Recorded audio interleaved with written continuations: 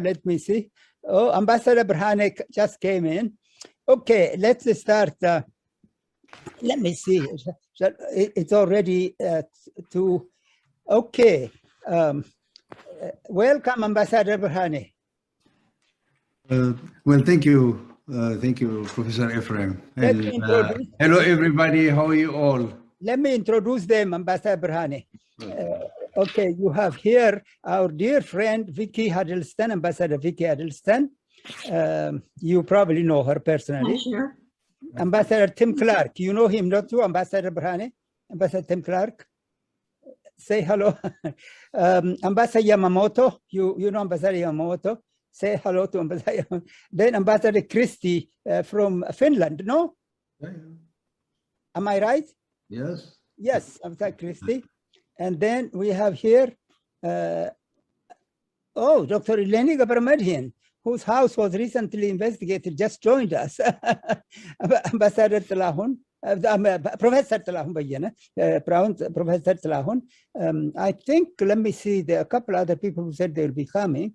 Shall we start, or shall we just wait a couple more minutes? Dr. Tadassa Wuhib from the CDC, Center for Disease Control. He is actually more or less, he and I work together daily on the peace in Ethiopia. Dr. Tadassa. Ambassador Bakala Galata has just shown up. He's the you know him, don't you, Ambassador Berhane? Ambassador Bakala Galata, who used to be the head of the CD, the Red Cross. And who is iPhone? This iPhone. Who is the iPhone? It's me, Professor. It's Achi. Oh, yeah. There's a Princeton University graduate who works for Microsoft, and she works with me on Africa Peace. Anyway, so, well, I think we should maybe start. First of all, did I introduce Ambassador Stefan Gompers? He's here. Ambassador Gompers, Ambassador Stefan. Did I mention you? I didn't. Okay. Anyway, thank you. It doesn't matter. We're all about friends. Yeah, no. Welcome, Ambassador Stefan. You said your friend from Addis will join us. Is he going to join us? No. Unfortunately, he has a commitment. Oh, next time. What about Bob Doer? Yes, Ambassador Doer is here. I don't see him. I can't see him. I saw him before. Oh, I don't think so. I saw him, and all of a sudden, let me see, he was here. Ambassador Stefan said, Ambassador Doer was there, but then he disappeared. I saw him.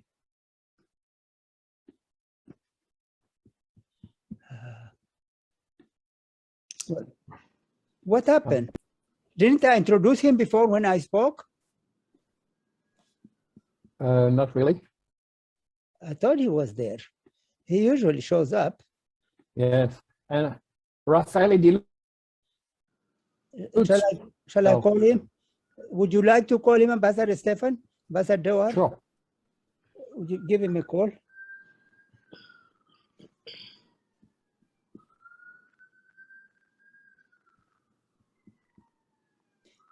And here is another member of our peace committee, Kullani Jallata. She worked for the US Congress. She's a lawyer. She also went to Princeton and Harvard. That's the only people from my committee who are here. Hi, everyone. Thank you, Professor Ephraim. Thank you. Hello. Hello, Bob. How are you? Are you joining us tonight? Are you joining the meeting with Professor Ephraim? Oh, well, we just started. Well, it's it must be 7:30 London time, 2:30 Eastern Standard Time. Yes, we just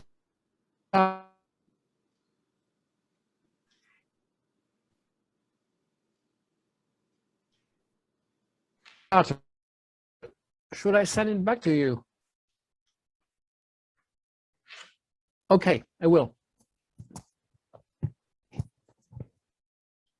Well, Bob Doer is on a call, but he'll join us as soon as possible. Okay, then shall we start?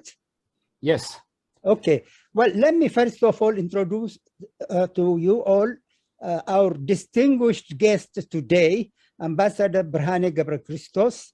Ambassador Berhane Gebrekristos, before I introduce his title, let me say he's also a personal friend, a very good friend, a person whom I respect, and I'm very happy that he today agreed to come and meet us. Ambassador Berhane, I met him first when before the end of the Derg War, when he used to come to Washington. Since then, that's almost 30 years we've known each other. Then Ambassador Berhane was actually officiating at the meeting that happened in Addis, the Peace and Democratic Transitional Committee. And I remember he's coming to me at the back of the stage, asking me to say a few words at the conclusion of that meeting. So we've been really very close friends. We've known each other, and I have great respect for him and for his intelligence. Ambassador Berhane was the first ambassador of the EPRDF to United States from 1991 and for another 5 years there. And then thereafter, he was the Ethiopian ambassador to the European Union. So you all know that. And he had served in many very important capacity with the EPRDF. And today, Ambassador Berhane will correct me if I introduce him as a chief representative of the TDF or TPLF in the Western Hemisphere. So if I made a mistake, Ambassador Berhane, you can correct me. So we're going to hear from Ambassador Berhane, get his insights and enlightenment. Ambassador Berhane, if I made a mistake in introducing you, please forgive me. No problem. I think you've introduced me correctly, so no problem with that. I will go with that. Okay, thank you. Well, I do represent the government of Tigray at this moment. That's what I do.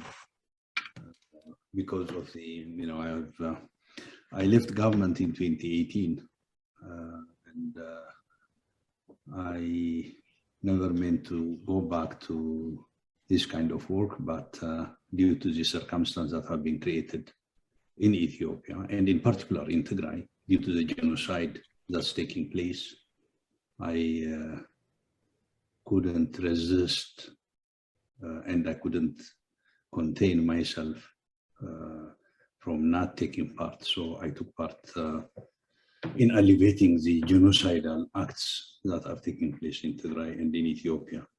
So that's what I am doing currently. Well, thank you very much, Professor Ephraim, for inviting me. I really highly appreciate that. And definitely thank you as well for everything that you have been doing throughout your life. You have been working very hard to make sure that Ethiopia remains peaceful, stable, and you have contributed greatly throughout your life. At least we met over 30 years ago. And every time I meet with you, you have been looking into how peace could be consolidated in Ethiopia. So thank you for that service. Thank you. And, great meeting you, great seeing you all. I have almost, I have worked with almost all of you. I can say almost all of you. And very,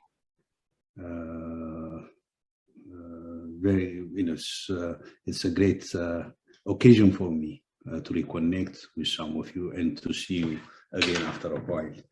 So thank you for as well. I would like to thank you as well for the service that you gave to your nations and to the institutions that you represented in Ethiopia. I think you worked very hard to strengthen the relationships. And at the same time, I should recognize that during your tenure, you have contributed greatly to Ethiopia's miraculous economic development and to the tackling of poverty, where Ethiopia tackled around over 30% of poverty during more or less adding up during your tenures. Thank you for the concerns that you showed them, the support that you showed them, and the contribution that you have on at least improving the livelihood of the Ethiopian people. So we are very grateful for that. So having said that, I think I will try to be brief. This is a vast area, and it touches a lot of feelings as well. But I will try to be extremely brief, and I'll try to deal with what happened the last 3 years very briefly, and try to see the way out. I think you'd be, since you're very familiar with Ethiopia, not only familiar with Ethiopia, since you're really a part of it and you've been following the situation, and your commitment has been demonstrated with the meetings that you have nearly every week or once every 2 weeks, and only on this forum, but on other forums you have been taking part in this as well. So taking into consideration, I'll try to focus on the future. At any rate, the problem of Ethiopia, as you know, the problem that we Ethiopians are facing today is essentially political. Essentially political. I should re-emphasize on that. And the major contentious or burning issue is the state building. There are two schools of thoughts, as you know. One is there are Ethiopians who are passionate about having a unitarian state and an assimilationist state. There are Ethiopians who are passionate as well on federalism. So here is devolution of power and centralization of power. This has been contentious for a long time in Ethiopia's history because of our diversity and so on. I don't want to go into that details. At any rate, this is the issue that we have been confronted today in Ethiopia. We put mechanisms, not a perfect one, but mechanism and framework that would allow us to address these issues peacefully. I think we came up with a constitution, we came up with laws that would enable us to address these burning issues, these contentious issues peacefully. At any rate, the mechanisms didn't work, the framework didn't work.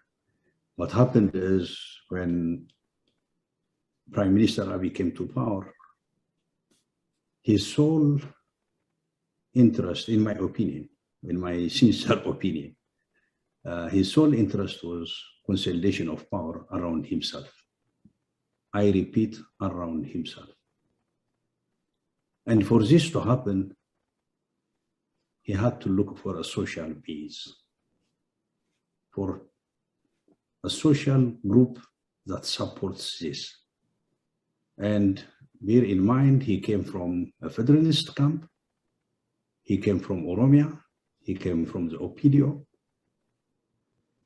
He came into power through a federalist, basically federalist party or a coalition, the EPRDF. When he came to power, he wanted to consolidate power around himself. Then he had to look for a social base. He found out that the ultra-Amhara nationalists were the base for this. Why? Their interest has always been, having a unitarian state and an assimilationist state. In order to have consolidation of power, power has to be centralized. So these two interests matched.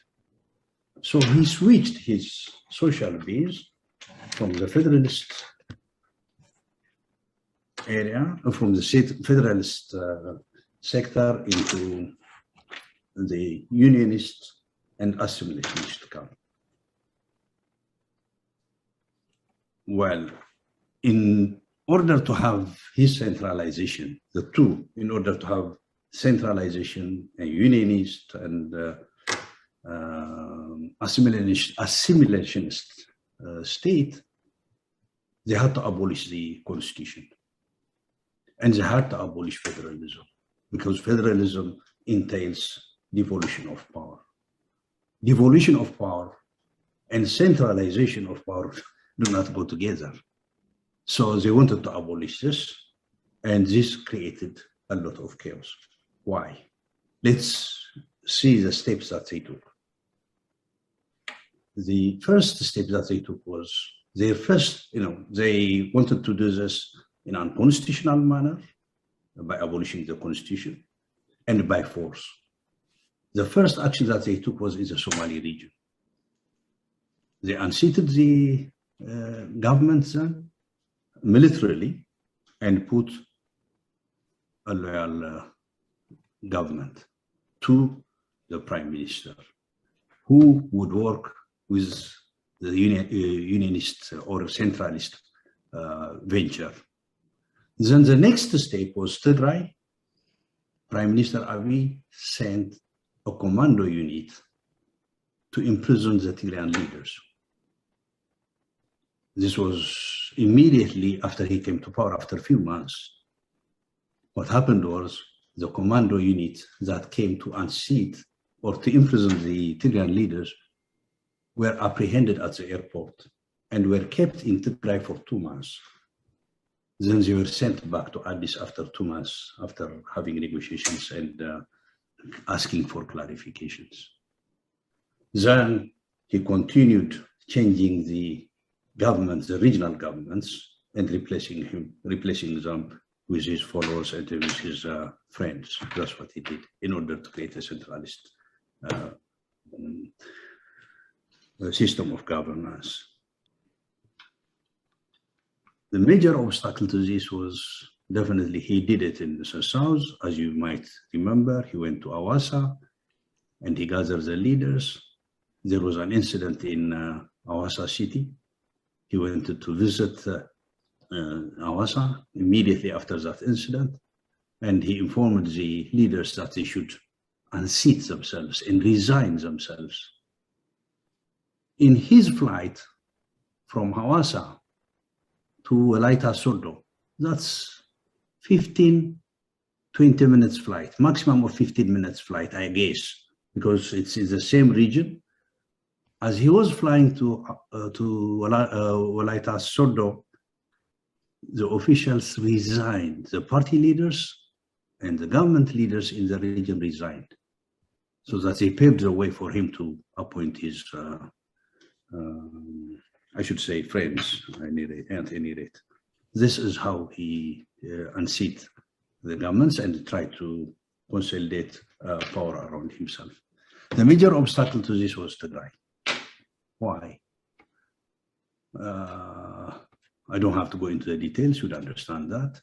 Tigray fought for 17 years, from 75 until 1991, around 17 years, for decentralization.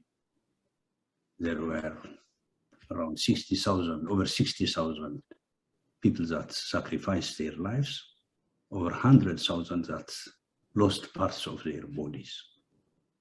And a lot of destruction happened during this war.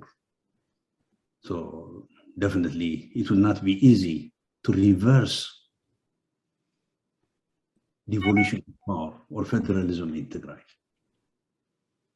So he started preparing himself to invade Tigray since the first day. So there were a lot of pressures that were undertaken, including closure of roads and so on and so forth.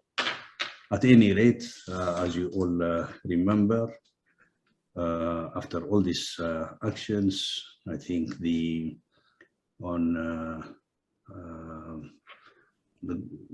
government worked very hard to mobilize defense forces. Prime Minister himself has informed the parliament the type of preparations he made. He mobilized, the agreement with Eritrea was a pact. He brought the UAE into his fold. He brought the Somali troops into his fold.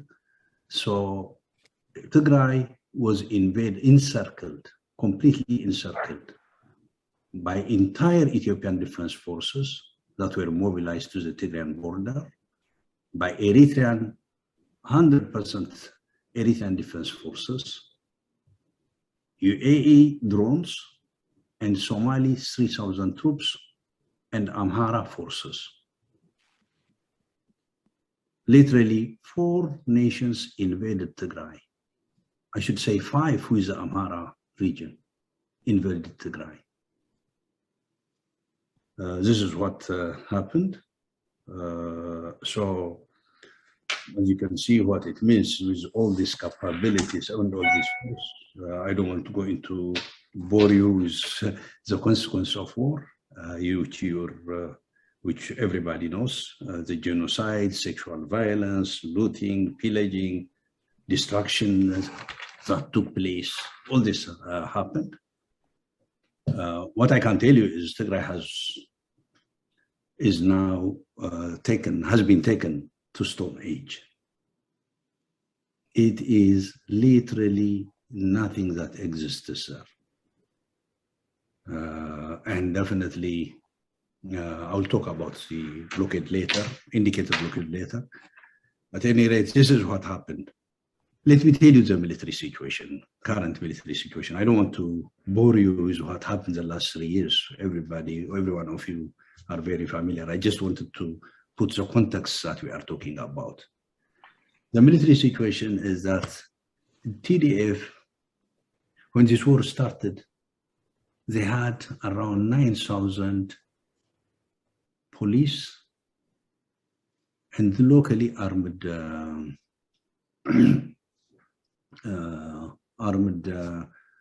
farmers and so on that would serve the local administrations as volunteers and as police. So totally they had 9,000. That's what they had. General Sarkan has as well stated that. So it's 9,000 that fought with 5 nations. I'm indicating as well the Amhara region as one nation. There are actually 4 UN recognized nations. So at any rate, what we can say about the war and about Tigray is Tigray managed to build an army that could counter all these forces within 2 to 3 months. That's all.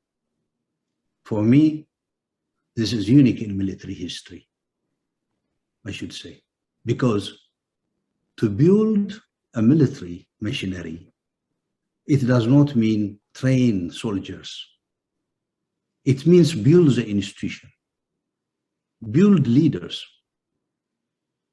build fighters. That's what it means. And make sure that they function as an institution. So in Tigray, defense force was established that could counter 4 nations. 5, the 5th one being one of the regions. Later, the Prime Minister engaged the 10 more regions. Money to establish a defense force within 2 to 3 months. This is unique in my opinion. I think the circumstances and the other factors forced Tigray to do this because of the type of genocide that was taking place on the ground. People were committed, people stood as one, and managed to build an army within 2 to 3 months. This is unique in history, in my opinion. There were armies that were built within a short period of time, but in modern times, confronting all these forces is unimaginable for me, at least. At the moment, what we can say militarily is that the Ethiopian Defense Force has been completely decimated. It's a small percentage that they have at this time. It's not exaggeration. The army that we have, the national level, is full of farmers, ill-trained farmers that were given arms to fight. In some cases, farmers and young people coming with machete. This is a kind of army that Ethiopia has at this time. The regime is trying to mobilize hundreds of thousands of civilians, at the same time importing the most sophisticated weaponry from many parts of the world, including from new nations that they started to purchase armaments from, like Iran, Turkey, Azerbaijan, and others as well. The traditional ones is Russia, China, and so on are there. So they have been deploying sophisticated technologies and armaments, which they don't have people to man them. In some cases, they are using mercenaries. So at this time, the TDF is in northern Shoa, crossing all the Amhara area and getting into the Oromo land. Here, people are extremely supportive to the TDF, with no exaggeration. They're extremely supportive. Without the support of the Amhara people and the Afar people, it would have been impossible, absolutely impossible to operate there. You can see even the speed of movement. The type of support is immense, I should say, because the TDF has been disciplined, they know what they are doing. And I don't want to go into that detail. I just wanted to indicate that. The political situation, I would like to mention a few points here. The government of Tigray repeatedly called on peaceful resolution of the problem, starting pre-war. As you might recall, the coalition of Ethiopian Federalist Forces came up with a proposal of settling problems in Ethiopia. This is prior to the war. The war started in November, but in September 2020, they came up with a proposal. Then the Tigray government came up with 2-3 proposals, some comprehensive proposal for peace, some for ceasefire. So has been calling consistently for peaceful resolution on the part of the government of Abiy. There's been consistent rejection.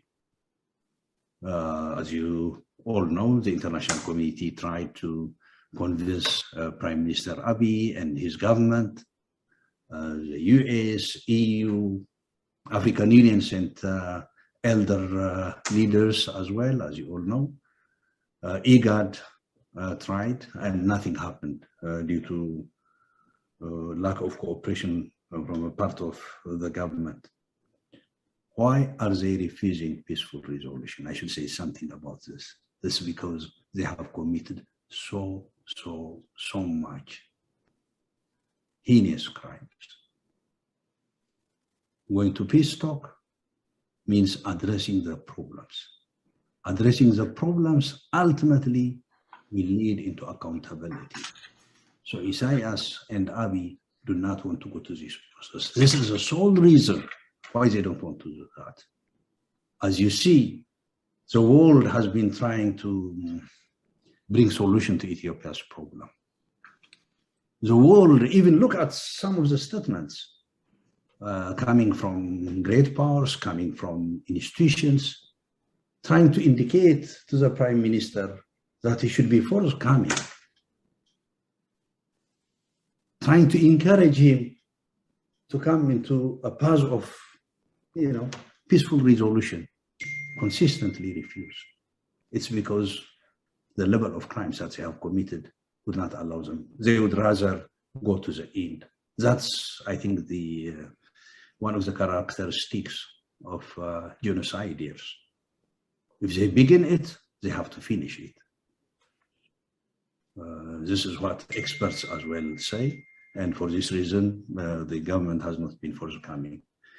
So I would like to inform you another development is that the United Front of Ethiopian Federalist and Confederalist Forces has been created. There are 9 groups that have taken part in here. Afar, Agaw, Benishangul, Command, Somali, the Oromo, OLF, OLA, Sidama, Gambella, Tigray. These are the groups that have come together to form a united front. They have shared beliefs, as I said, they have shared belief on democracy, equality, and self-determination. They want to address few I'd like to mention some of the concerns that they have and some of the concerns that they have and they want to address. They want to address the deteriorating security situation of their country. This is one of their concerns. Secondly, they want to bring an end to the deliberate attempt by Abiy regime to drive Ethiopia into all-out internecine war. Thirdly, they want to ensure a peaceful transition in the aftermath of the demise of the current government. Fourthly, they want to ensure an all-inclusive political dialogue takes place then. For me, these are the 4 most important tasks that the United Front has undertaken. The members have agreed on some issues. They have agreed to have an all-round coordination against the regime in Addis. They have agreed to form security arrangement if and when needed. Bear in mind, there is no defense capability in Ethiopia today. There is no defense force. There are militias. That's what we have on the part of the Abiy administration. All have agreed to ensure that Eritrean and other foreign military forces and security personnel exit from Ethiopia. And they agreed to work jointly towards an all-inclusive political dialogue and establishment of a transitional arrangement. These are the tasks that they have undertaken. On the way forward, I think the collapse of Abiy regime will definitely create a security vacuum at the center, and stabilizing the country in the aftermath of the removal of the genocidal regime requires putting in place a provisional structure until they have a transitional arrangement. So there will be a provisional administration established for a very short period of time, and then through all-inclusive political dialogue, we'll have a transitional setup or a transitional arrangement. This is the way forward that we envisage, and this should come into place as soon as possible. And there has been consultation taking place amongst different political parties, so that every one of them, there will be no exclusion. But definitely the exclusion will be with PP, with the Prosperity Party, because if they are defeated, if they come to their senses and engage in peaceful resolution of the problem, definitely they could have been part of it. If they are defeated militarily, then the PP will have no place. The rest of them, with no exclusion, everybody will take part in the national dialogue, and then a transitional arrangement will be established. This is how we see that we have to overcome problems in Ethiopia. Unless we do this, unless we have an all-inclusive political process, it will not be possible to stabilize like a country like Ethiopia, which is extremely diverse in many aspects. So this is what I wanted to say. This is, I hope I have touched on some issues that would enable us to interact. And so if there are comments, I would like to hear as well your comments, and we can exchange views on the issues that I mentioned or issues that I didn't mention. So thank you so much for listening to me, and we can exchange views. Thank you, Thank Professor. you very much, Ambassador Berhane, for this very detailed, clear summary or précis of the events. We thank you very much. Now, I don't know, Ambassador Dawar still has not shown up, has he? He said he was going to come, but I don't see him. Ambassador Stefan, is he said he will come, no? Yeah, yes, he did. But he had a call before. I can try and call him again, but yeah, because I know he was interested. Ambassador Raphael said he's coming, but I don't see him either. He sent an email saying he's coming. Yes, he told me he would try and come. Mm-hmm. He wasn't sure whether he could make it or not. You want to give Ambassador Jawar one more call? Yeah, okay. Thank you. Well, in the meantime, let me say, Ambassador Berhane, really thank you so very, very much. And I myself learned a lot today from what you said. So now maybe we can start dialoguing. The dialogue would be with our guest ambassadors, my friends, my committee members. We can listen in unless there's some urgent reaction. All right.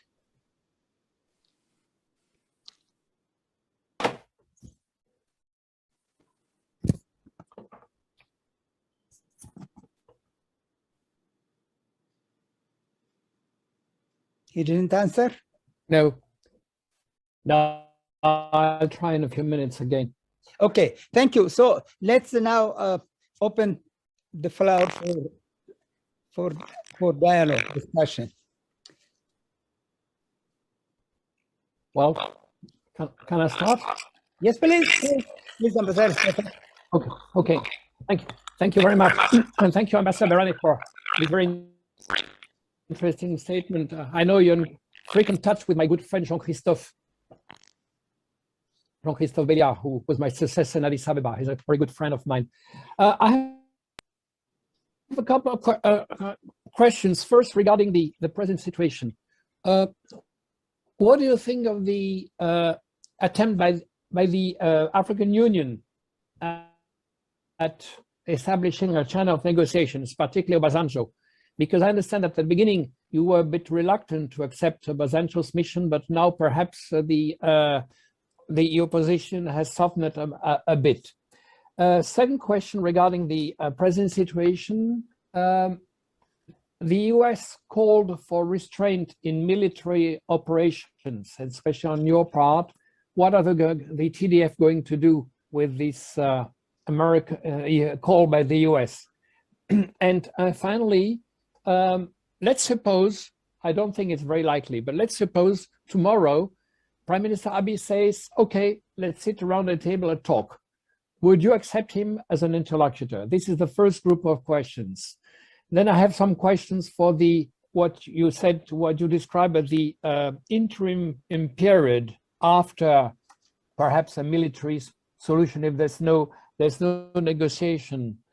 If a transitional government is put into place, what do you think you will do with the other institutions like Parliament, the President of the Republic, our good friend Salih Ouarzazate, the President of the Electoral Commission? Will they remain in place? Will they have to play a role? That's my first question.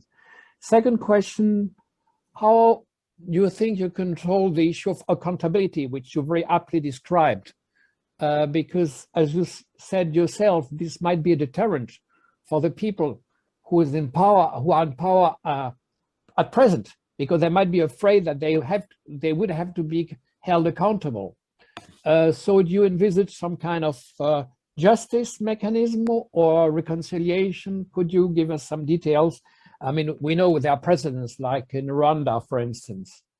Last but not least, how are you going to deal with Eritrea and Isaias? your good friend Isaias. Thank you.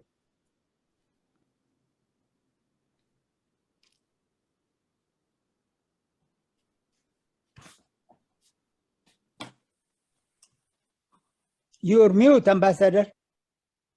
You're mute. Oh, okay. Sorry. Thank you, Ambassador. You've raised very important and pertinent issues. First, in regards to President Obasanjo. President Obasanjo is a good friend of Ethiopia, and he's a highly respected personality in Ethiopia. So there has never been a problem with him mediating. However, the Tigray government had was not happy, I should say. The Tigray government has not been happy with the African Union. The African Union, being in Addis, didn't do much. Not only that, the chair of the commission made a statement to the effect that he would support the, at the beginning of the war, he stated that he supported the law and order enforcement actions taken by Abiy. So this was just displeasure, nothing else. We're not rejecting even the African Union. We cannot reject the African Union. We cannot reject or oppose President Obasanjo. So we have been cooperating with President Obasanjo from day one. And when he wanted to reach out to the Tigray government responded very positively. He's been received warmly in Mekelle. And he had very fruitful and good discussions as well. From the Tigray part, there has been logical, reasonable, rational issues that have been presented to him. How we see the problems of Ethiopia should be addressed. How we see the problems in Tigray would be addressed. So there has been good discussions as far as we are concerned, very constructive, very fruitful discussions has been taking place with President Obasanjo. Not only with President Obasanjo, with all the interlocutors that have reached out to us. We have given every one of them positive response. And we have tried to explain ourselves. We have tried to explain the sufferings that the people of Tigray are going through. And we have tried to explain how these problems can be overcome. So on the part of Tigray, Tigray has been very, very forthcoming and responsible in this sense. In regards to the second question is in regards to the US calling for restraints. We appreciate that. I think it's a very good intention. It is a call with good intention, a call that would save Ethiopia. This was along with our belief in Tigray. We believe that war will devastate Ethiopia. Not only devastate, it's bringing, as a matter of fact, implosion of Ethiopia. This implosion is not going to be confined to Ethiopia, but it's going to have great ramification in the region. We have no interest in this at all. No interest of whatsoever. It's because it's destruction. We benefit and our people benefit from peace. So when there are calls for peace, we strongly support them and we give them maximum support. So the US call has been good, but what happened is you have to understand where we are. You have to understand the circumstances where Tigray is. First and foremost, genocide is taking place at full swing against Tigrayans.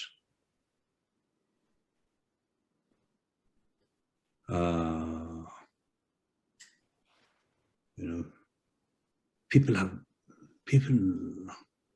killed in thousands. They're just mowing them in villages, in towns, and so on. So many people have been killed. So much destruction has taken place. It's a total war. Total war by 4 nations against a small region, a small people, a minority people. Look what's happening to people in Addis. Look what happened even to my dear sister Eleni. Her house was searched yesterday. Yesterday or the day, a couple of days ago, I think. The reason is no reason at all. First of all, she's not a Tigrayan. Second, but above all, her name is Tigrayan. It could go for Tigrayan. It's not only Tigrayan, but it would go very, very well for Tigrayan. So they just took her name and searched her house and mistreated her dad and her family. This is what's happening in Ethiopia. So, 1, genocide is taking place. 2, the government, Abiy's government and Isaiah's government, since they lost the war in Tigray, they put a siege on Tigray, blocked Tigray effectively.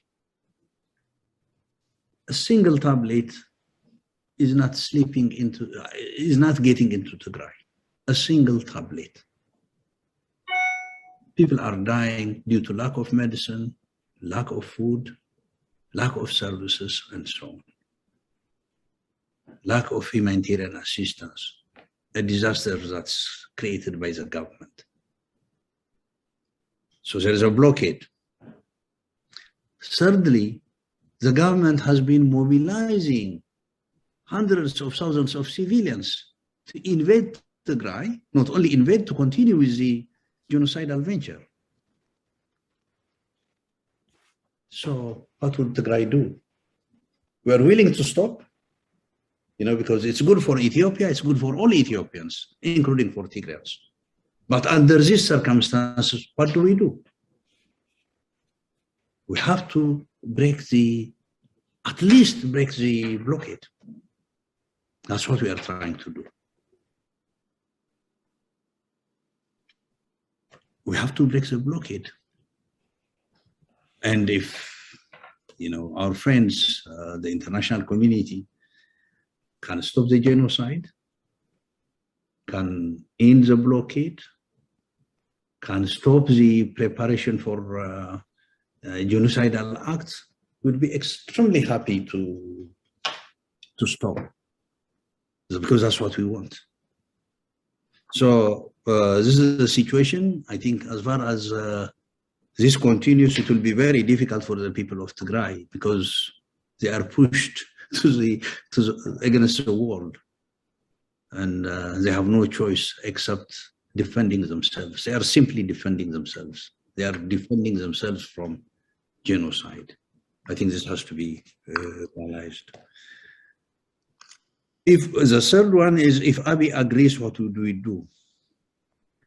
Well, we'd accept it. We'd talk to him. But there are things that need to be done. He has to stop the genocide. He has to stop the crime. He has to end the blockade, allow electricity, trade, and so on and so forth. Open telecom. Allow humanitarian access. If he does this, we'd be more than willing to talk to him and address issues peacefully, because ultimately we are going to have an all-inclusive dialogue. It could have, it's just including him, bringing him into the dialogue as well. It wouldn't have been a problem for us. But he has to lift and he has to end what he is doing.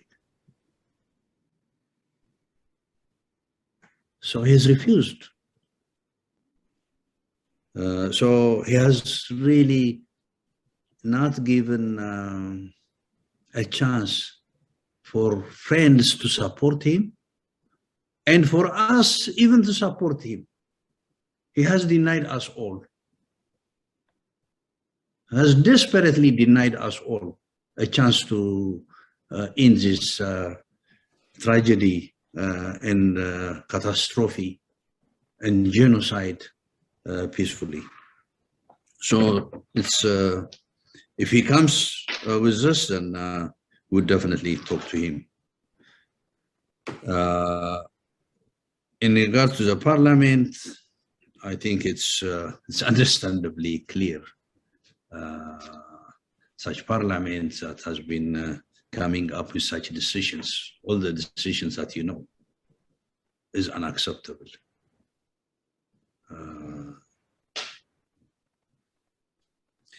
And the Council of Ministers is definitely going to be unacceptable. There have to be others that have to take over. One thing that I would like to tell you is Tigray does not have the intention of taking power and dominating and so on. These are illusions. There is no interest of doing such things. As we said, there will be inclusive political process. We want to bring peace to the nation, to the region, and so that we will be able to address the problems that we have peacefully. So this is what I can say, and with the others there will definitely be accountability with the criminal elements, and criminal institutions have to account for that, and definitely we will work with the UN and others in investigation. We want them to investigate into the crimes that have been committed very, very seriously. So this is what I can say for the moment. Some of the details have to come a little bit later. I do understand, but I haven't gone in some of the issues that you have raised, but it's not deliberate because I have opinion, but it has to be agreed amongst all the parties, and they are working on that. So I'm keeping it aside for a very short period of time, and we should come back to you on the details.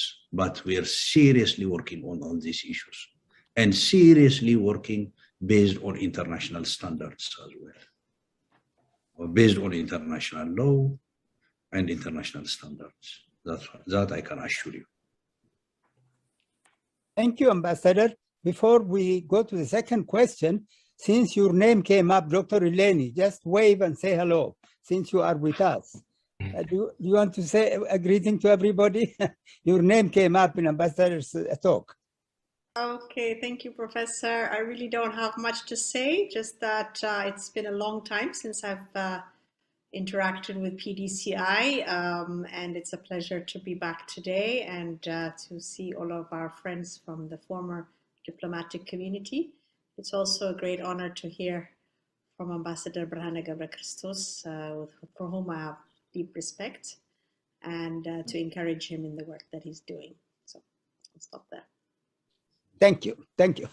Okay, let's move forward. Our friends. Can I make a couple of questions? Ambassador Clark, yes. Firstly, it's a huge honor and privilege to see you, Ambassador Brhane. You haven't changed at all. I'm really impressed to how you've kept your youthful appearance and as articulate and as convincing as ever, I have to say. Hugely impressed by your analysis. And I think you hit the nail on the head. For me, as you've correctly said, I believe, the two key issues are whether you go for a unitary form of government or federal state. And I think we've said on previous conversations with Professor Ephraim that it would be very interesting if there was some sort of inclusive process to look at these issues, because clearly this is an ongoing matter and it's not an easy solution at sites. But I do believe that at the end of the day, a resolution of that is fundamental to a resolution of the discussions ongoing at the moment. Secondly, you put your finger absolutely on the pulse. You say this is a political issue and it's politicians that have to find solutions. It cannot be solutions through warfare or civil war. It has to be the politicians that take leadership and find solutions that spare ordinary citizens in Ethiopia from the sort of disasters that they faced over the last few months. And I really think that your emphasis on finding a political solution is absolutely, I think, shared by all of us who are watching the tragedy unfold from afar. And it's political leadership from those who are involved and those outside that will ultimately determine whether or not Ethiopia can return to the sort of miraculous economic progress that you mentioned at the beginning of your debate. And for me, it was a real irony for me that someone who I respected, and at the beginning of his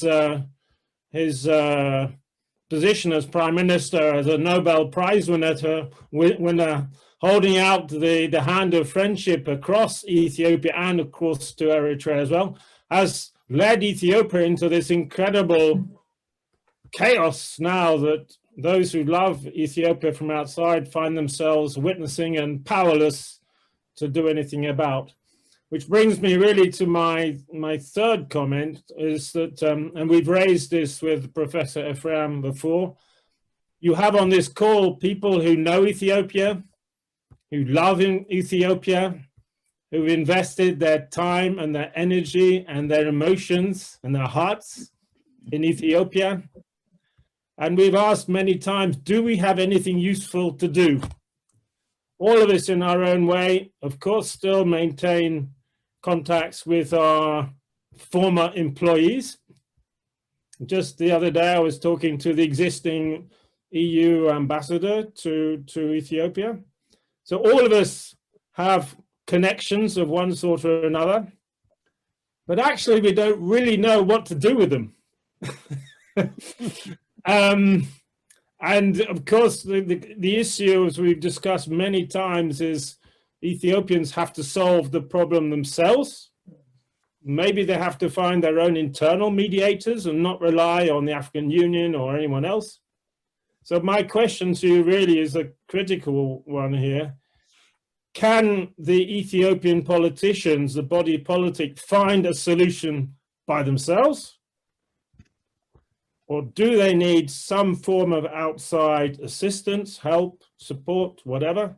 And if so, what should that support be? Is it in the form of institutional support from nations or bodies such as the AU? Or is it individuals? Or what? What do you think, as an extremely seasoned diplomat as you are, what is the correct way or the solution that's most likely to lead to a solution to this ongoing tragedy without any more lives being lost? Thank you. Thank you so much. Thank you. Thank you very much, my good friend team. It's a great pleasure to see you. It's been a while, and very good to see you. You're in good shape as well, in good spirit and in good shape. I look forward to having conversation face to face sometime in the future. Continue our friendship and our relationship. Having said that, I think you've raised very important issues. Definitely, the nature of the problem is political. We shouldn't have gone to war. It was just reckless. I agree the Prime Minister had great support from Ethiopians. I remember when he visited Mekelle, the early days, it was his second visit. He visited Somali region, and after the Somali region, he visited after the Somali region, he visited Tigray. In his visit to Tigray, he was not even, there were around 3,000 people. He talked to 3,000 people. He visited some areas, but he had conversation with 3,000 people. He gave a speech, and he was not able to finish his speech. There was applause and after applause and after applause. And leaders in Tigray, TPLF leaders, local government leaders, were extremely happy to see him. I assure you the TPLF was there and the government of Tigray was there to support him to succeed. There should not be any doubt about it. Once he was elected, they were there to support him. I'm not going to tell you the support that he enjoyed overseas. You've seen it and you have done it yourself as well. Every Ethiopian did that. And every good friend of Ethiopia did that. Almost all nations supported him. But due to the reasons I mentioned earlier, in my opinion, in my sincere opinion, due to the reasons I mentioned, he drove Ethiopia into this quagmire, a quagmire that's not easy. Ethiopia is today divided. Ethiopia is today fragmented. Ethiopia today is polarized. He asked me about, mediators. This is a country of 110 million people, and there are responsible individuals and personalities and level-headed elements from all sectors of Ethiopia: Amharas, Tigrayans, Oromos, Kambatas, Walaitas, mentioned from 80 groups. There are reasonable and level-headed Ethiopians, for sure. But I can't tell you the level of polarization. It is unbelievable. And this is because, a head of state pushing for polarization, working day and night whenever he speaks, whether it's in parliament, whether it's to media, whether it's to group, whether he speaks in different languages, message is divisive. Top from him down to the officials. If a leader does that, everybody follows, definitely, as it is. So it's very difficult to have this. But what I could say is, at least at this moment, to bring Abiy into addressing problems, he has to be pushed from the international community. I don't think he would care anymore about the local constituency. Of course, he doesn't care much about international community as well, as he should be, but maybe better than the local one. Of course, Isaias would be the most listened person, as he's in control of Ethiopia. So it's very difficult. At this moment, yes. I think if the atmosphere changes, if Abiy is not willing to address these issues, and if, I'm not going to say if, when Abiy is removed, which is hopefully not going to be a long time, if he insists doing what he is doing, then definitely he has to be ejected out. If he is ejected out, then conditions have to be created for Ethiopians to address their problems. Definitely, there will be a need of, friends support this process. Ethiopia will need a lot of support. Whichever outcome might have our dialogue and so on, we have to dialogue and address our problems ourselves, and we need to be supported by our friends. What kind of support? When time comes, we can work on the details, but definitely there will always be need for support. So what I would say is, now to end the war, pressure on Abiy or pressure on anybody that refuse would be important. But I should assure you, on the part of the opposition, they have no problem. These are the 9 groups that I mentioned. Most of them have presence on the ground. It's militarily. Their capability varies, but they have activities on the ground. I don't see any problem on the part of these groups to see it and address problems. But after change, I think if he's not forthcoming after change, then I think we can create an atmosphere where we can sit and dialogue. The dialogue is not going to be easy, but there is no way out. We have to dialogue amongst ourselves. We have to dialogue what happened. Why did we go into this situation? There are different interpretations. Let them be. But we have to talk. And we have to discuss how we can get out of this problem. Through this, whether we agree or not, definitely there will be points of convergences.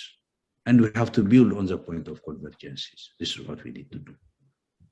So I assure you we are committed to doing this. Thank you, Ambassador. Ambassador Bob Dawar from London has just joined us. Say hello, Ambassador Burhani. Ambassador Dawar. Ambassador Dawar, how are you? Hello, Ambassador Bob. You're mute. Yes. Well, no, it's a pleasure to be able to see you and to participate. I apologize for not being here throughout because of technical problems. My email is completely out. I'm able to get to this meeting via the internet, but not through the normal link. So I do apologize for that. And I've been listening with considerable interest to what I've heard since participating, and I agree with what Tim has been saying, and I'm very interested in what the ambassador is saying. But I can't contribute very much more at the moment because I wasn't present at the beginning, but very nice to be present. Thank you. Thank you. Well, before we proceed, let me just say, Ambassador Burhani, yes, we have a lot of international friends, and I'm really very pleased to say that these ambassadors here today and their friends have been talking with our peace organization for now several months. They love Ethiopia. They had great experience in that country, and they want the best for Ethiopia. So I think this group of ambassadors are themselves in line to cooperate with us to promote peace. If I said something wrong, Ambassador Vicky, who's been here all the time, can correct me. Ambassador Stefan, Ambassador Yamamoto, you can correct me. But I do believe this group of former emissaries have a very important role to play in the future of Ethiopia. Okay, any other comments from our other friends? May I say a few words? Oh, please, Ambassador Christie. Welcome, welcome, welcome. Thank you. Yes, it is really the first time I'm joining you on this group, but have been on the background all the time. Yes. And I thank you very much for all the analysis that you all have given, and I agree to most of that. It has been very painful to see what is happening in Ethiopia. since we left, because I think we all have been following it all this time. And then, of course, the hopes were very, very high when the peace was established between Ethiopia and Eritrea. And somehow it was like a miracle.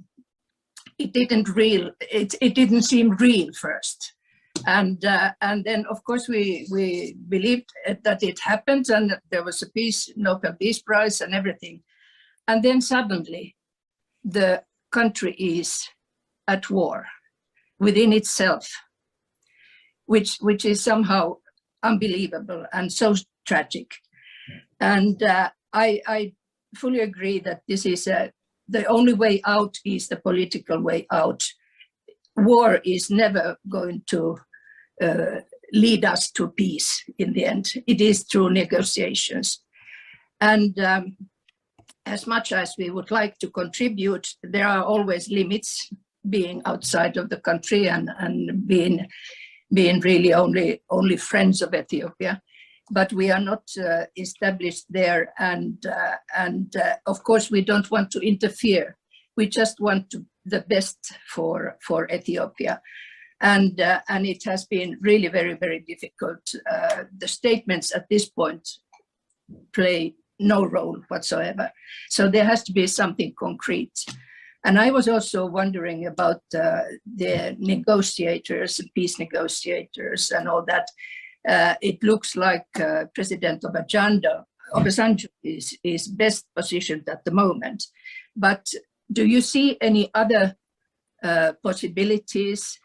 Do you think that outsiders can really be of help, or does it have to come from inside? And then, of course, it's always difficult to take the first step. But who is going to take the first step to get the negotiations going on?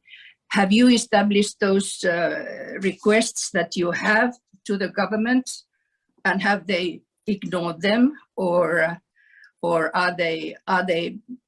is there any kind of contact between the government and Tigray at the moment? Thank you. Thank you very much. Thank you for raising these important issues, Ambassador. Indeed, when the agreement between Ethiopia and Eritrea was signed, I think a lot of people were extremely happy. In Tigray as well, there was, I should be frank to tell you that there was a bit of doubts of the intention, but basically supported it with caution, but came up to a conclusion within a short period of time, knowing the intent of that agreement. The intent of that, first of all, I, for one, had been engaged on issues of peace with Eritrea prior to 2018. Actively engaged, working on proposals and so on, as well with other members. So there were proposals, there were positions that would enable to address the problem between Ethiopia and Eritrea prior to 2018, which Isaias was aware, but not willing to take that offer. When Abiy came, no change at all of position. He said the same things that the EPRDF was saying. And they signed an agreement. Their discussion was solely on one issue. That was on how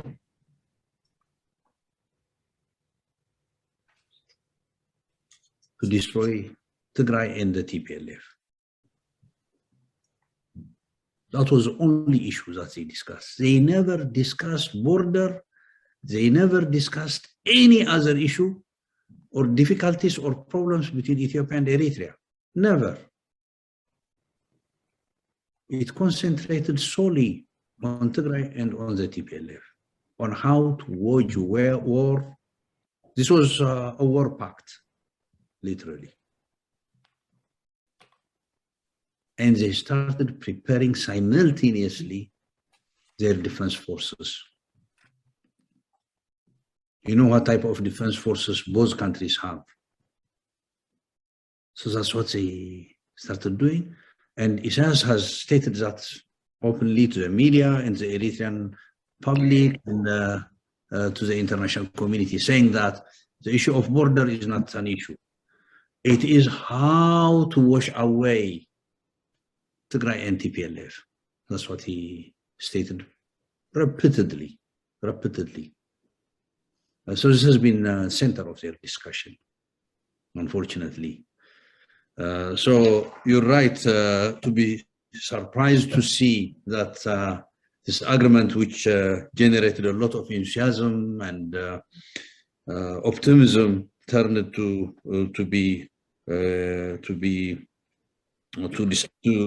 disappear. On the negotiations, I think, you know, at this point, it's critical that there are, you know, international actors, especially President Obasanjo has been playing a central role here. He's been trying his best and he's been supported by everybody, and definitely Kenya as well has been trying, President Kenyatta has been trying as well on his part, and so on. So there has been serious attempts here, but there is no response from Addis. There has been continuous rejection. There has been hesitance even to see them. Most of the times, emissaries are not, or envoys are not, or high representatives are not received. So there is no willingness to address this problem peacefully. The reason is reasons that I mentioned. I believe they're not going to do that. The reason is they have committed so much heinous crime. They have committed genocide.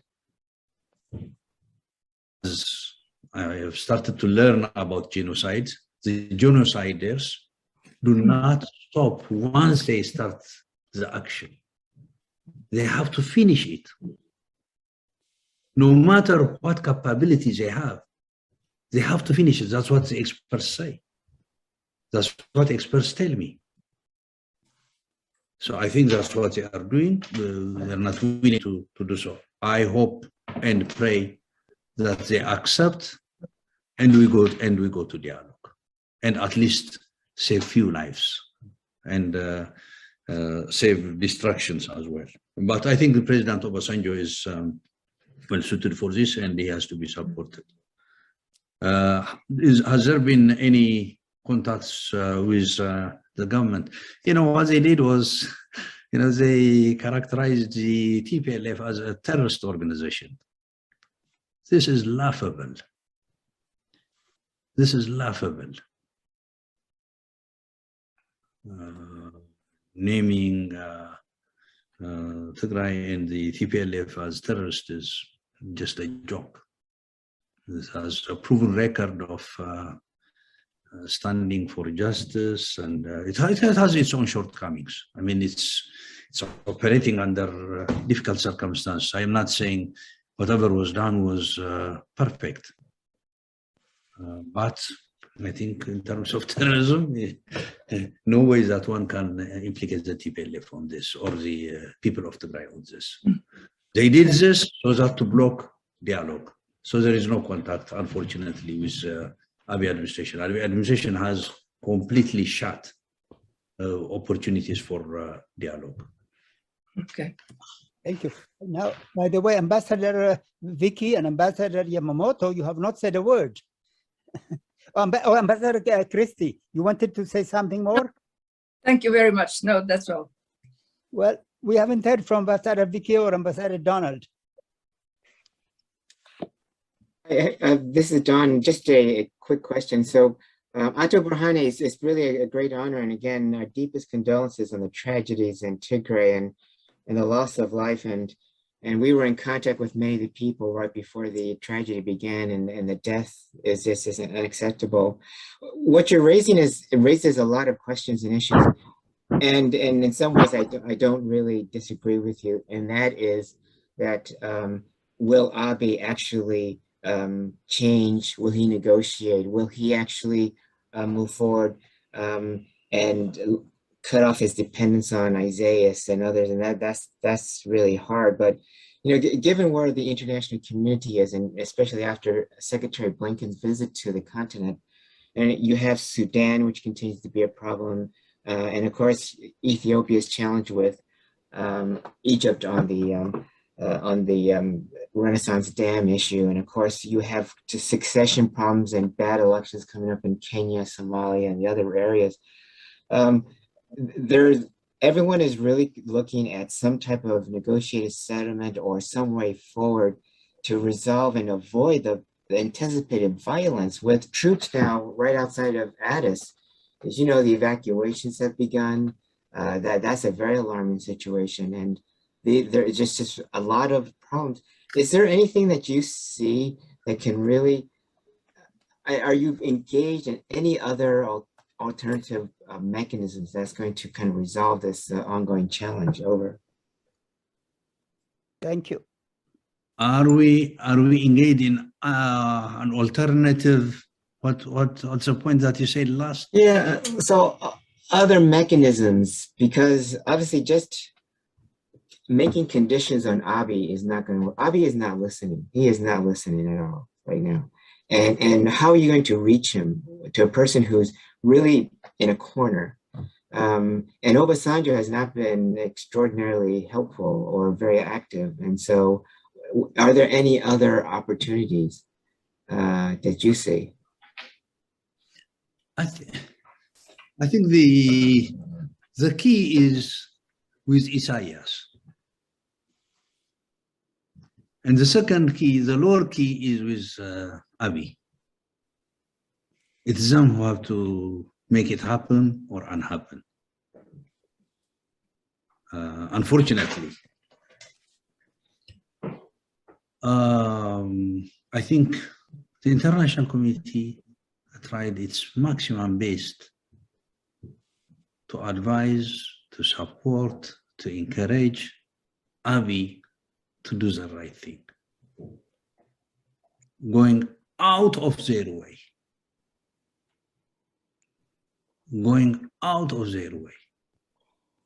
which is appreciated on our side.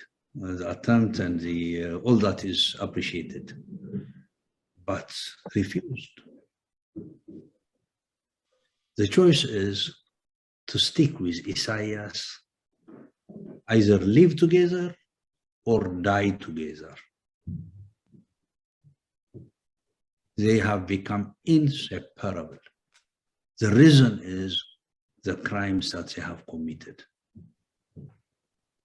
He's not, Abiy is not put in a box.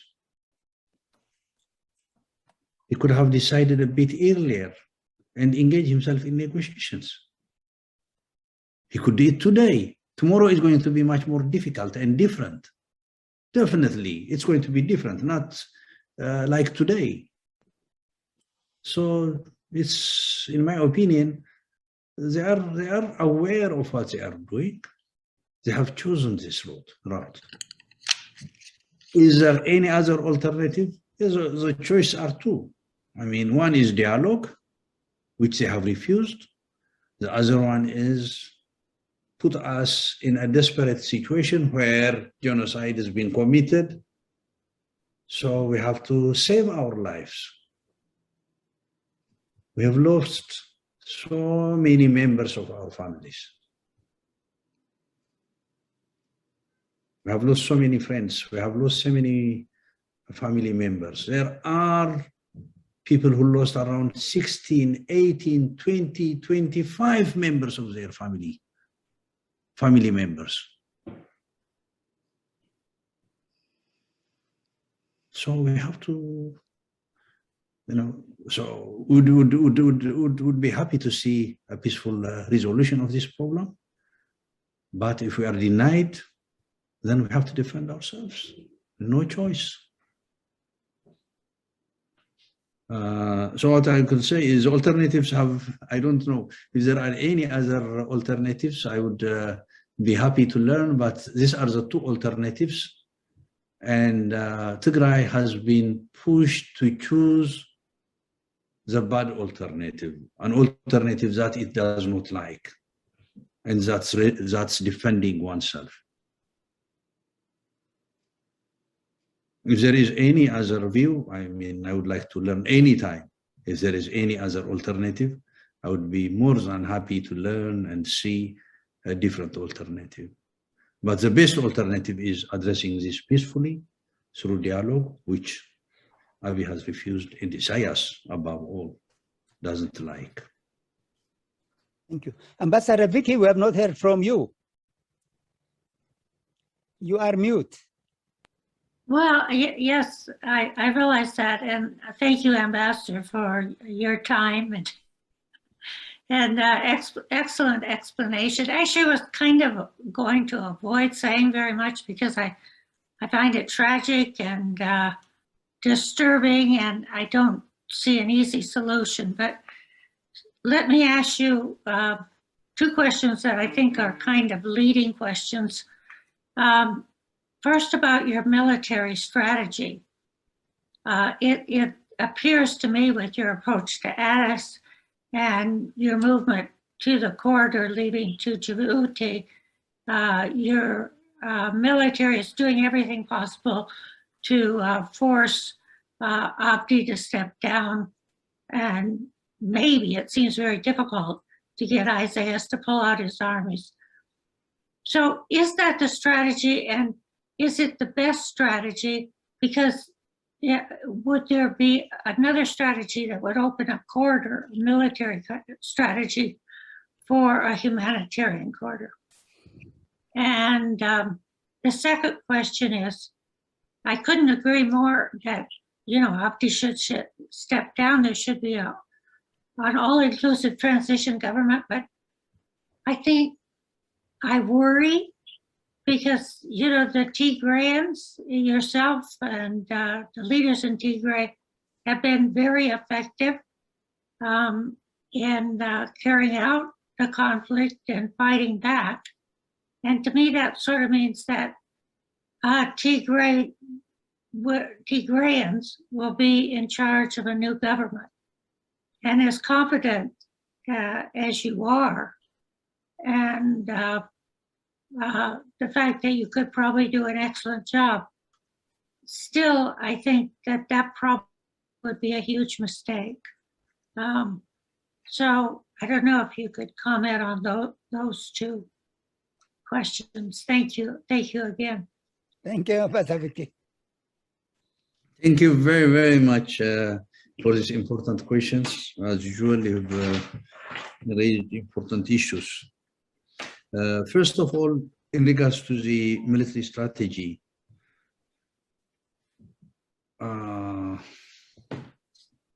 choice is definitely, our priority of priority is saving lives of the Tigrayan people from genocide. This is a priority of priority.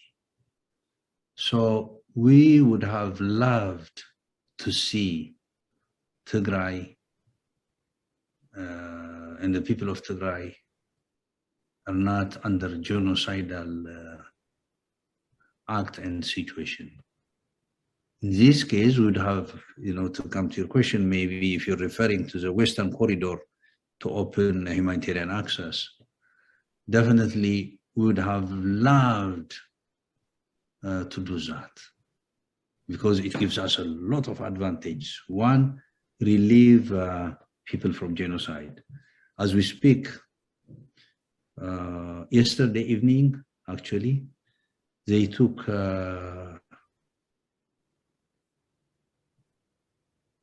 less than 100, I guess, people towards Takezi, the river Takezi. What they do is they kill them on Takezi River. They kill them and throw their bodies into Takezi River. This is classical genocidal act. They have done that repeatedly. And yesterday evening, they took them to Takezi. I didn't hear whether they've been killed, but it looked like that they were going to kill them near the river. This is from Western Tigray. So for us, it would have been, our choice would be definitely to free our people in western part of Tigray, the Humara area, from genocide. However, this is a military theater, military affairs. You don't go to areas that you want. Our intention is definitely to push the military out of Tigray and create a condition where, at the same time, they are not able to invade and create, continue with their genocidal act. But we have to definitely chase, and we have to encounter the mobilization as well. So what we are trying to do is, we are trying to do many, we are taking many factors into consideration. One, relieving people from genocide. Two, break the blockade, because a blockade is killing people. It's part of the genocidal game. And people are dying due to lack of food, due to lack of medicine, due to lack of services, and so on. So we have to break the blockade and the siege. Thirdly, there is big mobilization. If we don't deal with it, it's going to be a serious military problem and security problem again to the people of Tigray and to other Ethiopians as well. It's not only in Tigray that we have war. We have in Oromia, we have in Agaw, we have in Command, we have everywhere. Everywhere, literally everywhere in Ethiopia today, we have wars. So that the strategy is definitely not giving a chance to the regime to mobilize hundreds of thousands of people and again conduct a genocide. So it takes all this into consideration. Definitely, we want to open a corridor, but it doesn't go with our desire. It goes, we can open it by pushing militarily, because in a peaceful way, everybody tried to have a corridor opened. UN tried, NGOs tried, governments tried, the EU tried, the US tried, everybody failed to have it open. So we're forced to open it. And in order to open it, we have to weaken the military establishment of the invading forces. So the strategy, our strategy, is dictated by the action of the invading forces. This is what I can say. It's not, it doesn't depend only on our choice, but it's dictated by the situation. I hope I have responded to your question. In terms of all-inclusive dialogue, we are going to have all-inclusive dialogue. I should assure you that we have no interest of dominating Addis and so on. This is not the case. This is not the agenda. This is not the issue. We want to have an all-inclusive dialogue, and we want to see how we can address problems, and we want to address it through that mechanism. So I should assure you that we are not interested in controlling Addis and so on. Thank you very much for your excellent explanation. I hope that you have military success fairly soon, because it seems as if the situation is only becoming more drastic. Thank you. Thank you very much. Thank you so very, very much, all of you. Now, Can I ask you, yes? yeah, two more questions quickly. Sorry to take the floor again. The question. Yeah. First question. Even if Abiy sticks to his guns, which unfortunately seems to be doing, is there hope that some people around him, either in government or in the military, realize that this is going nowhere and might force him to, well, to accept cessation of hostilities, or force him to step down? That's number one. Second question, I'd like to go back to this issue of crime and accountability, which is perfectly understandable, especially for the victims. But would it be envisageable at a certain stage to have some kind of, I don't know how to call it, amnesty or pardon or yikerta whatsoever, in order to precisely to encourage the other side to give up this useless fight? Thank you. Thank you. No, good questions again. There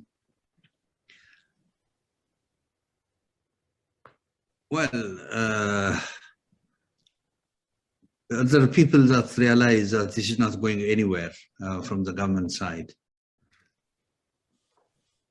I should say there should be, but very, very few. The atmosphere is, you know, how can I explain that? If I may refer the Second World War, what happened in the Second World War, the heart of Europe, that kind of political atmosphere is there in Ethiopia. The demagogy, the rhetoric, and so on is identical. Yeah, it's frightening. Identical, no difference of whatsoever. The wording and basically are the same.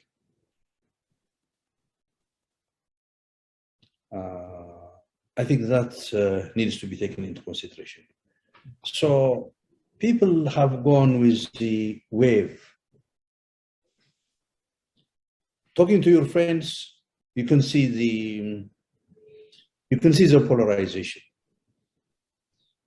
Some that you knew a few years ago, talking to them today, you see that most of them have lost their sense of balance and their sense of rationalization.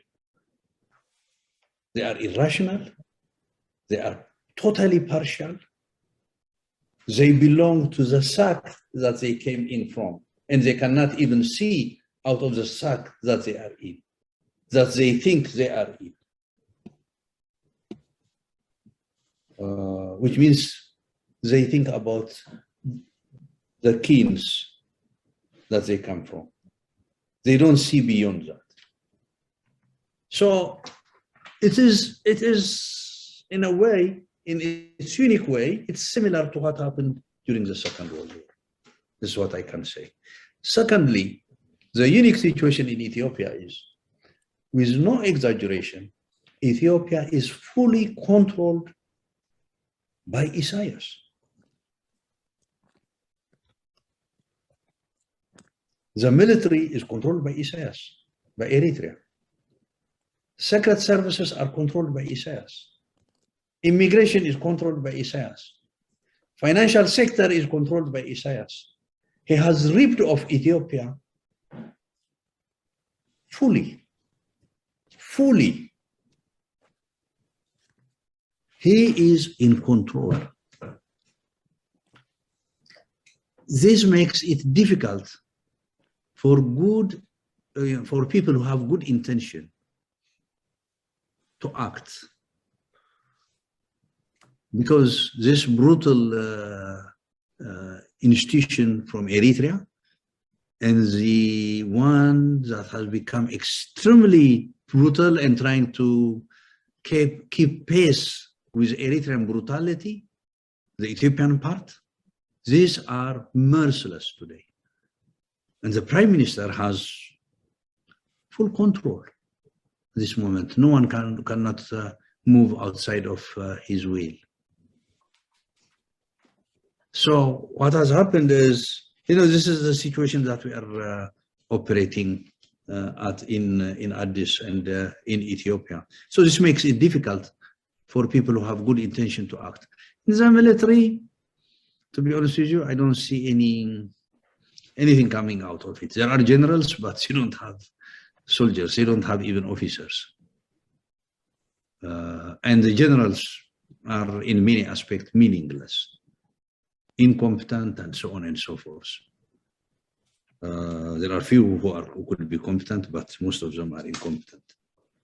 So what I would say is, I don't see anything coming out of this, primarily due to the two reasons I mentioned: the Second World War kind of situation and the Eritrean control. Last question is the issue of crime, accountability, and so on.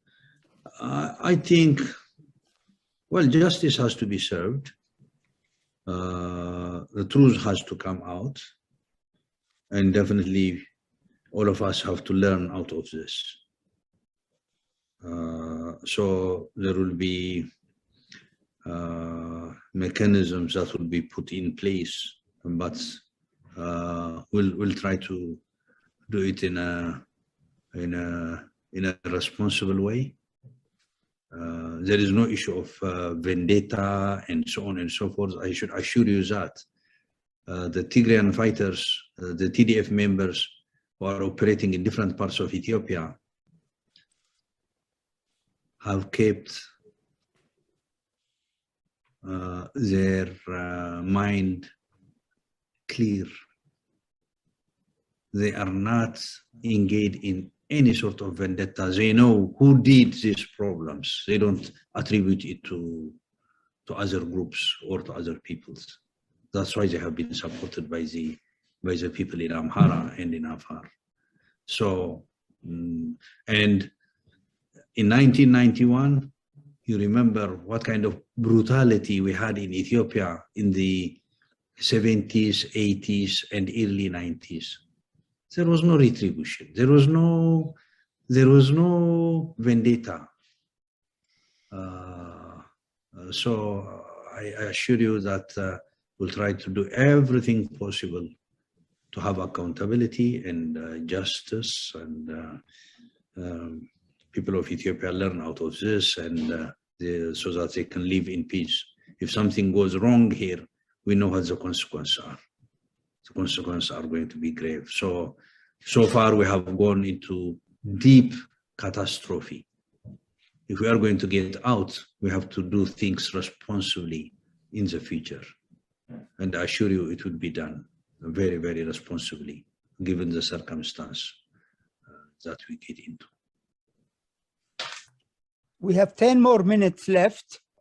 If there are still our friends who would like to bless us with their thinking, with their enlightenment, with their questions, we have 10 more minutes.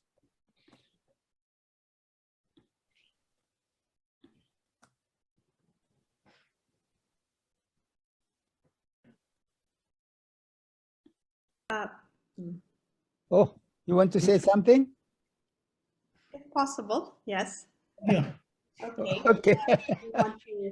This is a forum for our international friends, but Elaine is a key member of our peace organization, so she has the right to express herself. Well, I think it's relevant for the international friends. We have heard from various, sources and analyses that, Ethiopia has gone back 30 to 40 years.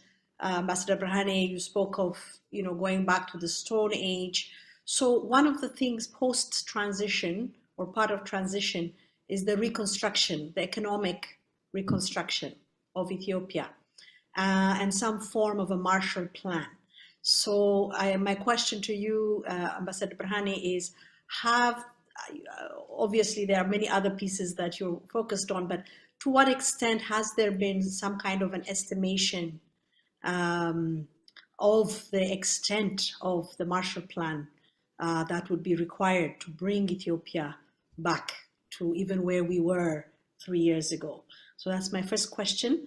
The second one is, alongside that, beyond the political arrangement of the transitional arrangement and prior to that, the provisional administration that you described, what, in your view, would be also a plan for the social reconstruction, the fabric that has been completely torn apart? Of course, we jokingly referred to, or not so jokingly, but my grandfather, Gabra Metin, indeed, that is a name ascribed to Tigrayans, but also to Amharas. As my grandfather moved from northern Shoa to Walaita Sodo, where he married my grandmother, and brought up my father and my aunts and uncles in Sodo. So now we are at a point of such a polarization. In my family, I see that for polarization. And so the question is not only the political arrangements, but how we will come back together as a society. And some might even question whether we were ever together as a society, because it's almost frightening to me how quickly the unitarist perspective took hold. And although you described it as an ultra-nationalist Amhara base, it exists nonetheless. And we have to do something about it. And I have in my own family those who you might describe in that way. So the question is, how do we come back together? Because otherwise there is a real fear that we cannot continue as a country. And so we need to really go beyond the political arrangement. And we don't have much time to address this, but I think that's really the question on the table. Thank you, Dr. Lenny. Well, thank you, Lenny, who have raised very, very important issue again here. In regards to the rehabilitation and reconstruction, and regards to need of Marshall Plan, I think first of all, the destruction is heavy. In the case of Tigray, it's literally a stone age. A number of clinics are very few. Today, you don't have even medication. People who need dialysis, I'm mentioning dialysis just as an example. There is no one sack of medication of dialysis. So people are dying. Mention any type of medication, diabetic and diabetes and any kind of sickness and medication, there is no drug at all. So people are dying. And at any rate, the infrastructure has been completely demolished, completely looted primarily, and the rest demolished. So now there has been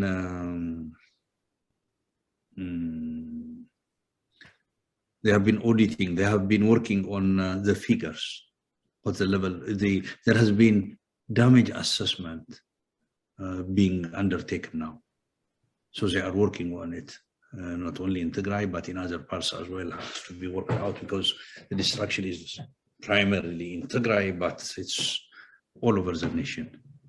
So the assessment has been undertaken. A good part of it has been worked out, but some remains to be completed, because some of the territories are not easily accessible at this moment, and the government does not allow this to take place. So it has to be done as soon as possible. And once we have an all-inclusive political process, it should help us somehow to reasonably calm down the situation and build on that. So the understanding and support of the international community would be very important. I think definitely all of you here have a role, great role to play on that. As friends of Ethiopia and as people who understand Ethiopia, I think you will put all your efforts to make this happen in regards to the Marshall Plan in particular. So it's been worked out, that's what I can say. But it's extensive, it's complex, and it's a lot of work that's needed.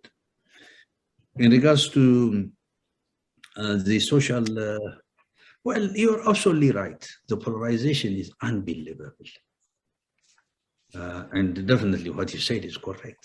A lot of people say, have we lived together? Have we been one nation? It's a kind of common question amongst many Ethiopians. You've clearly put it, people are asking whether we had been united, we had been one nation. And the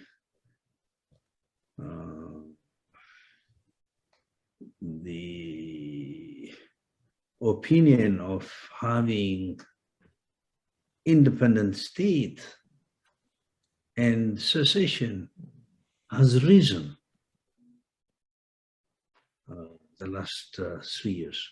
This is what I can say is, in 1990s, this was a serious problem that we had in Ethiopia. By 2010, people who advocated for independence throughout their life changed their opinion and started to say independence. But now, within a short period of time, within 3 years, people have started to have opinion of independence.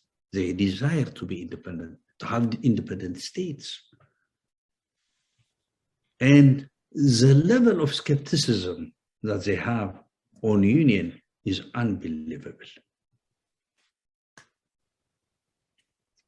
Unbelievable. So the challenge that we have is huge, but what we need to do is we need to sit, dialogue openly, see what happened. It's going to be very difficult, not easy process, but it needs patience, it needs wisdom, and we have to have open, very open forum for the actors, and the debate, the constructive part of the debate, and explaining contexts. I think people have to take part in it as well. Media has to play a different role than it is playing today, because the media, be it the public or the private, have become extremely destructive. They are pushing for polarization today. But when the process of dialogue begins, I think they have to try to heal the process as much as possible. I cannot say fully that we'll succeed, but there is no option. We have to try, and we have to work hard to make sense to ourselves and see the problems that we are in and how we can get out together. So it's going to be a tough job. I think we have to come up with detailed plans on this. I think people are working on it. Hopefully we'll have a debate on that. And you and all of you should have a role in this, in articulation of how we should deal with this. I think a great participation of people like yourself would be important too. Thank you so very, very much. If there is any other urgent question, we can take one more question. Otherwise, shall we conclude? Okay. In conclusion, let me also put my penny's worth of ideas apropos the last question Dr. Eleni asked. The other week, the BBC interviewed me about this very same question. Would the people of Ethiopia ever live in peace together? I said, as an incorrigible optimist, actually I'm nowadays a little bit corrigible optimist, yes. And I explained by saying that the problem is among us, the cream of 1% of Ethiopian elite. I think if we start to be willing to dialogue with each other, to forgive each other, and to say past are gone, the people of Ethiopia have no problem with each other. I have traveled all over Ethiopia, Amhara, Tigray, Oromo. They do not ask me, are you Amhara, Tigray, or Oromo? They ask me, you must be tired, come and have coffee. And I remember 5 years ago, I was in Wukro in Tigray, and we're going to look at the excavations. And I saw a couple of women carrying babies in their hands and then heavy firewood on their back. And they were very curious and said, oh, please, you look like tired.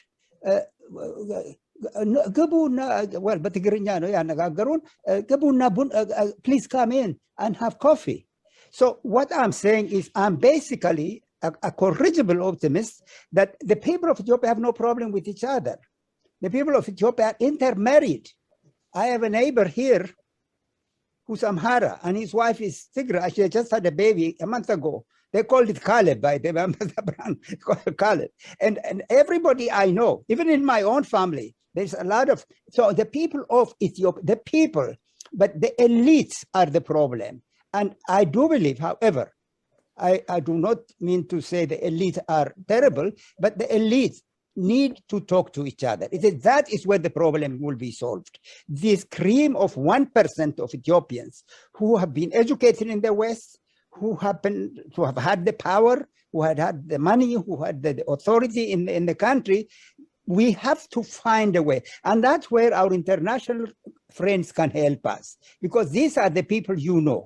These are the people you are in touch with, meaning this 1% educated elite. If we, and also I respect them too, but they need to talk to each other and come to really understand each other.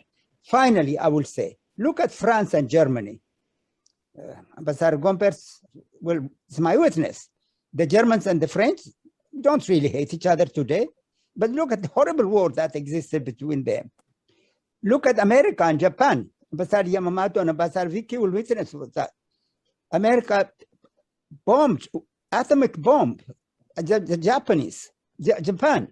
But America and Japan today are buddies, great friends.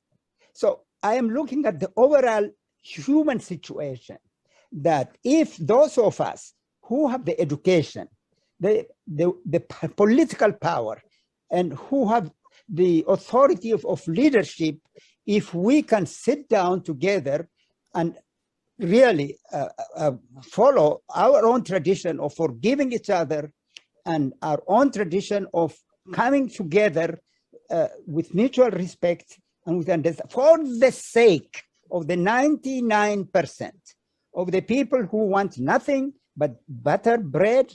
They want to bring up their children in peace. They want schools. They want hospitals. And that's what the people want. Whether you go to Tigray, Amhara, or Oromo, that's what I hear myself. That is why, Ambassador Berhane, I hope you don't mind my optimism. I am partly, of course, pessimistic in terms of I own my own very close friends who are now intermarried. Sometimes I know a man, a doctor who's married to a Tigray, and they're sleeping in different beds. So this is terrible. This is terrible. So we have to concentrate on that 1% of the intellectual, the diaspora in Europe, in America, and the political leadership. Then the 99% of the people of Ethiopia are good-hearted people, humble people, religious people, kind people. So they will welcome peace. And so I am very, very thankful, Ambassador Berhane, for your really extremely eloquent delivery, really, and very interesting analysis. And I'm glad we invited you because I myself learned a lot today from what you have said. And I'm sure everybody appreciated what you said. As Ambassador Tim Clark said, your nuance, your way of delivery, all is very impressive, Ambassador Burhani. Thank you so very, very much.